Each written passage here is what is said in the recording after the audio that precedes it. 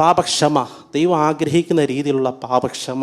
വീണ്ടെടുപ്പിനെ പറ്റി പറയുന്നുണ്ട്. സ്വർഗത്തിലെ സകല ആത്മീയ അനുഗ്രഹത്തിൻ്റെ ഭാഗമായിട്ട് വീണ്ടെടുപ്പ്. കാരണം ശിക്ഷാവിധിക്ക് യോഗ്യരാണ്. അതിൽ ആ യോഗ്യരായിരിക്കുന്ന അവസ്ഥയിൽ നിന്ന് അതിനുവേണ്ട തക്ക വില കൊടുത്തുകൊണ്ട് നമ്മെ വീണ്ടെടുത്തു. അതിൽ കൂടി പാപക്ഷമ ലഭിക്കുന്നു എന്നുള്ള കാര്യം കാണുന്നു.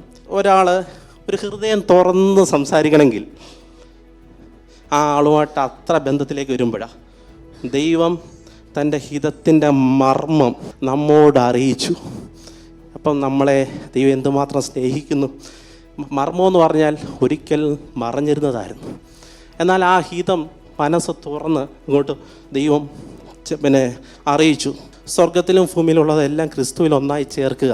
പാപം മുഖാന്തരം ലോകവും അല്ലെങ്കിൽ മനുഷ്യരുമൊക്കെ ദൈവത്തിന് മഹത്വമാകേണ്ട പല ഭാഗത്തുനിന്നും അവരതിൽ നിന്ന് വ്യത്യസ്തമായി സഞ്ചരിച്ചു. എന്നാൽ ദൈവം അതിനെ വീണ്ടെടുപ്പ് എന്ന അവസ്ഥയിൽ കൂടി ഈ കാണുന്ന ആകാശവും ഈ കാണുന്ന ഭൂമിയൊക്കെ മാറ്റി ദൈവം ഇതിനെ ഒരു ക്രിസ്തുവിൽ റിസ്റ്റോറേഷനിൻ്റെ ഭാഗത്തോട്ട് പോകും. അതിൽ ദൈവ മക്കളെ ദൈവം ആ ഒരു ഭാഗത്തിൽ ക്രിസ്തുവിൽ ദൈവം നമ്മെ നിത്യതയിലേക്ക് ദൈവത്തിൻ്റെ നിവാസമാകേണ്ടതിന്